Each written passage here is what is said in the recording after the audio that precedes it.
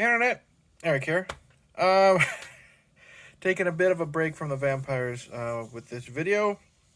As a lot of you, yeah, as a lot of you guys know, I am a frequent guest and collaborator with Mike from An American Werewolf in New Jersey, or An American Werewolf in New Jersey Goes Live. That is the live stream channel for the podcast, I guess you would say. That's the one I'm on all the time. Um, Recently we had a hangout stream, and what that is basically it's just Mike and me and a group of frequent, collaborators with him.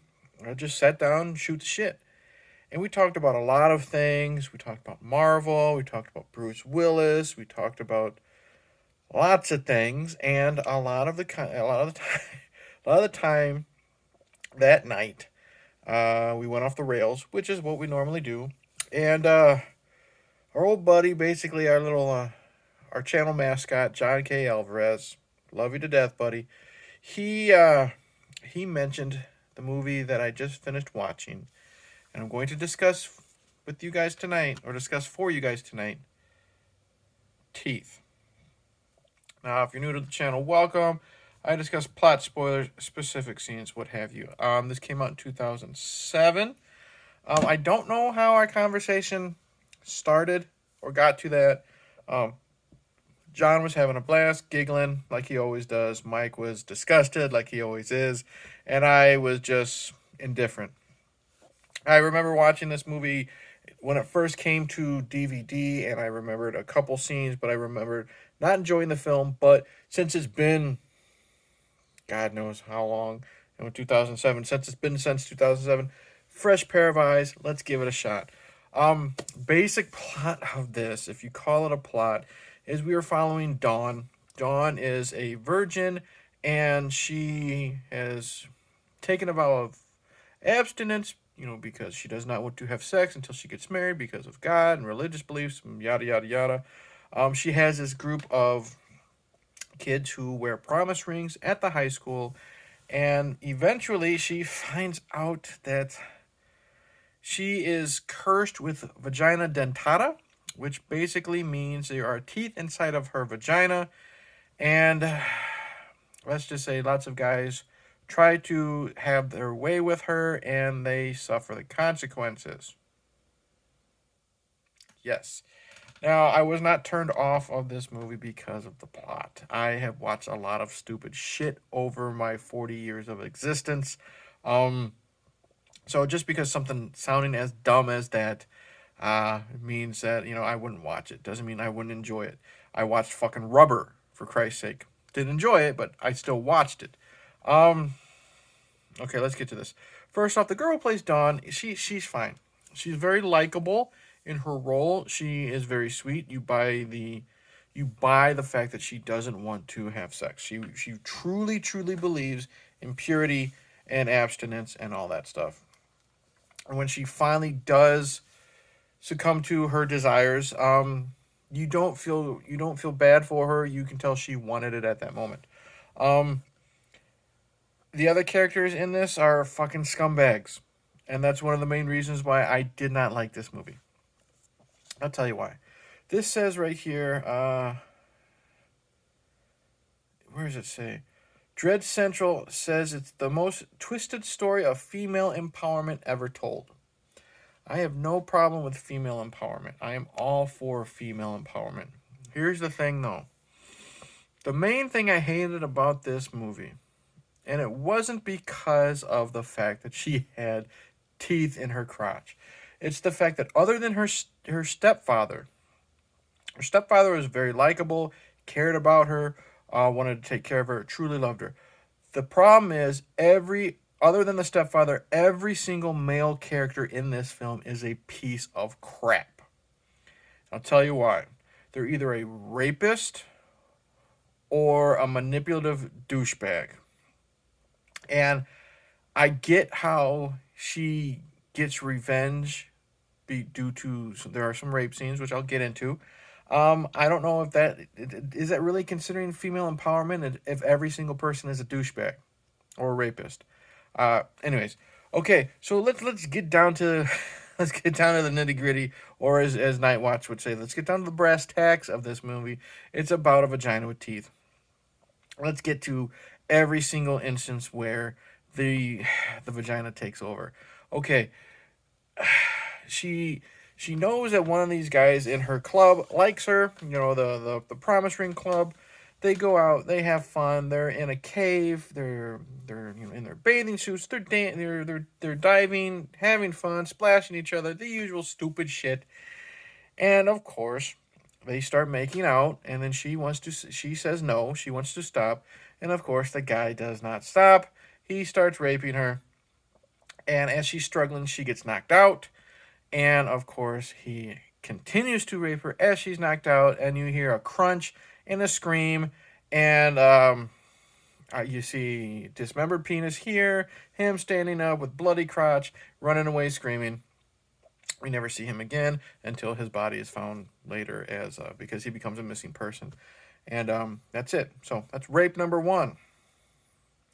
Let's go to the next one. The next one ruined my childhood, because now she's learning what she has inside of her. You know, she reads the mythology of vagina dentata, which I guess is some real mythology. You know, go fucking figure, go fuck me, right? So she goes to the gynecologist to have, I don't know if it's a pap smear or just, you know, whatever, just to be checked out. And her gynecologist is played by Josh Pius. If you don't know who Josh Pius is, like I said, my childhood. He was in the suit and he voiced Raphael from the first live-action Ninja Turtles movie in 1990. And, of course, he's a male in this movie. Fucking douchebag. He does his examinations, this and that, tries to make her comfortable, and then, of course, the glove is pulled off. And, of course, he sticks 4 fingers where 4 fingers should not be going, especially ungloved by a gynecologist, and crunch, the fingers are gone. Now, they try their best to make this a comedic scene because his hand is stuck. And he's trying to pull it out as he's shaking her around and her legs are wrapped around his head and around his shoulders. And ha ha hee hee. It's fucking funny. No, it's not. It's awful. It's stupid. It's lame. I'm already turned off, like I said, because now there's 2 rapists. Let's get to the guy that we think is the good guy. The one that is... You know, the one that has the crush on her. The one that she thinks is the good one. So after... so she bites off Raphael's fingers, right? And then she finds out her mom is very, very ill. I don't know if she has a brain tumor or cancer or whatever. It's a not a B plot, but like a D plot. It's mentioned like twice in this film. So, and the thing is, you don't really get to know the mother character that much, so you don't really get to feel bad when the mother is sick. We have like one scene where they're all together, minus the stepbrother. We'll get to that asshole later. When they're all together, we could have had more of that. Anyways, so Raphael's fingers are bitten off. Mom gets sick, gets taken to the hospital. She comes to meet this guy. You know, the guy that has already asked her out on a date, got beat up by the stepbrother because the stepbrother's got a fucking thing for her. We'll get to that. And the stepbrother beats up the nice guy, blah, blah, blah. She comes back. She's all nervous. He gives her some pills to calm her down. Mom takes this when she's stressed out, type of thing. She walks out all doped up in a towel. He's got candles lit and all this stupid shit. He gives her champagne when she's already fucked up on pills. All right, she passes out. She wakes up and he's fondling her and he's got one of those vibrators on his finger and he's pleasuring her and she likes it. So then he has sex with her and she's worried. Don't do it. The teeth will get you. Whatever bullshit she says something stupid like that. He says, I'll power through it, or, I'll conquer them. He says, I'll conquer them. Okay, so they have sex. She enjoys it. He enjoys it. So let's go to sex scene number 2 with them. They're having fun, and then suddenly he gets a phone call, and he's talking to the person on the phone. Yeah, she's with me right now. She finds out it's a bet. So he bet his friend that he could bed her. There's your third douchebag. The one that you think you're going to like turns out to be a piece of crap. So what does she do while she's riding him? Crunch. And this is a gory scene, because we've already seen, fingers bitten off and thrown on the ground. We've seen a dismembered penis in the cave and like bloody crotch, but not, close up on it. This guy here, we get full on close up shot of testicles and like bloody stumps and blood spurting everywhere. Yeah, you get full on gross out mode here a couple of times. And then what does he do? He calls his mom for help after she leaves him. Okay, now let's get to the stepbrother. Now, mom has sadly died. The mom has sadly died. She finally died in the hospital. The reason why she went to the hospital, you find out, is because the stepbrother, who the movie opened up, and we're finding out, the mom is the mom of Dawn, the dad is the dad of the brother, dickhead, whatever his name is. They marry, they become stepfamily, whatever. First time we're introduced to Dawn and the stepbrother, they're in the swimming pool, and at that age, they're very young, 4 or 5 years old.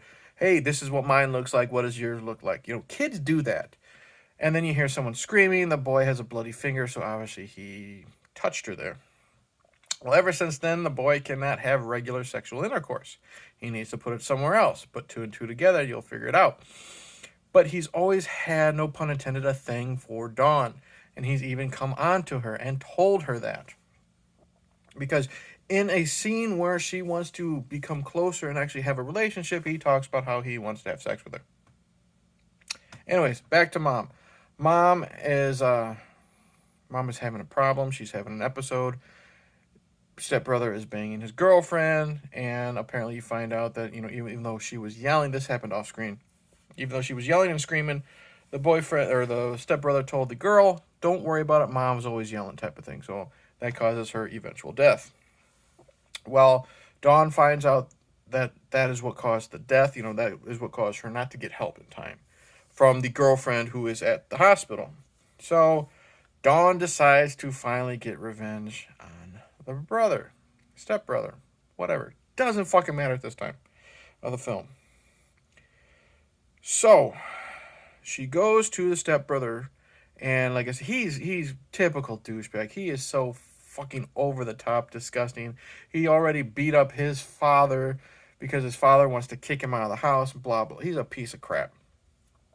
So he sicked his dog on his dad. He's just an awful, awful, awful human being. Again, every male in this film, other than the stepdad, is a piece of crap. So Dawn goes to him, and I'm spoiling this whole fucking movie. Good, I'm gonna save you fucking 90 minutes. She goes to him and she starts to seduce him, and he eventually gives in, and they have sex, and suddenly you hear the crunch, and then she gets off the bed and he's screaming. He doesn't even, no, he's not screaming because he's more in shock. Okay, finally we don't get someone screaming like a girl. And then you have this shot of just her legs and her nightgown, and suddenly you just see the fall, her severed penis falls from her crotch onto the floor. You see he's got a Prince Albert, as big as fucking ring you've ever seen. And she just leaves it there. And he's there in shock, blah, blah, blah. So he sicks the dog on her. Dog walks over there and eats his dick. Coughs it up because the dog can't eat the Prince Albert, so now there's just a little nub there. She walks out, leaves him to, I guess, bleed to death because he stands up, he's covering himself with a pillow, he's gushing blood everywhere. So apparently Dawn's now running away, leaving her stepfather, the only man in the world who fucking was nice to her, cared about her, took care of her, didn't try to fucking penetrate her in one way, shape, or form, gets on our bike and takes the fuck off. So he's just now, the stepdad, whatever, just lost his fucking wife to fucking brain cancer or a tumor or something. He was already beat up by his son, hurt by an attack dog, and now he has to go home to find out his son has his dick chewed off and he's bleeding to death.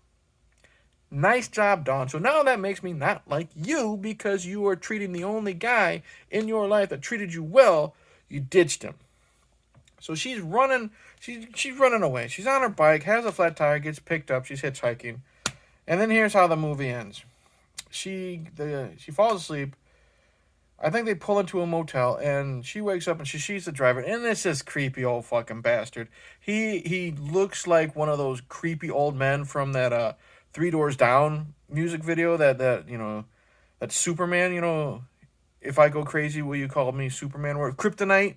Is that what it's fucking called? He looks like one of those creepy bastards. Dressing like the superheroes or whatever. And she wakes up and he locks the fucking door. Again, creepy old man's gonna rape her. And it's just so disgusting because this long shot, going back and forth between him fucking making goo eyes at him at dawn with this fucking devil grin. I'm just waiting for him to fucking drool and stick his tongue out at her. And she's looking off in the distance. She looks back at him. He looks at her. I'm surprised he isn't touching himself or anything or blowing kisses.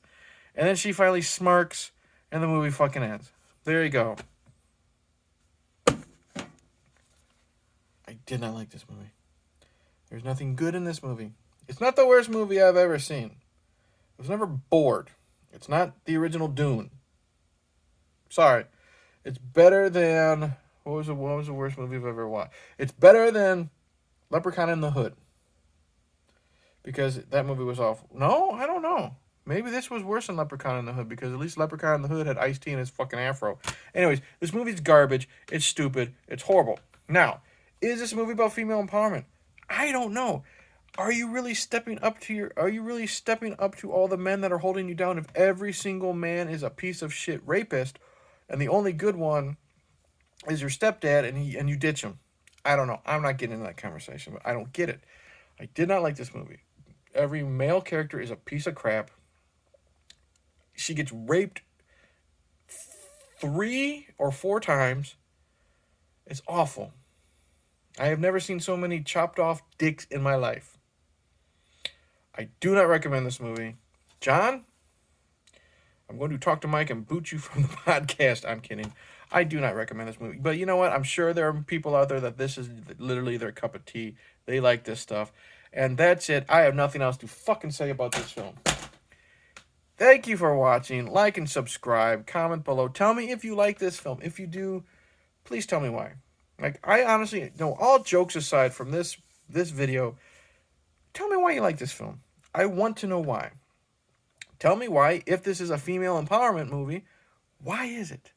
Why is it? Explain to me why, because honestly, I don't get it. Click the bell, all that stuff. I'm going back to fucking vampires after this. Fuck this. I am not happy. I'm not drinking. I think that would have helped. All I got is a fucking soda. I don't know how to end this. Cheers. God damn it, John. Thanks a lot. Thanks for nothing.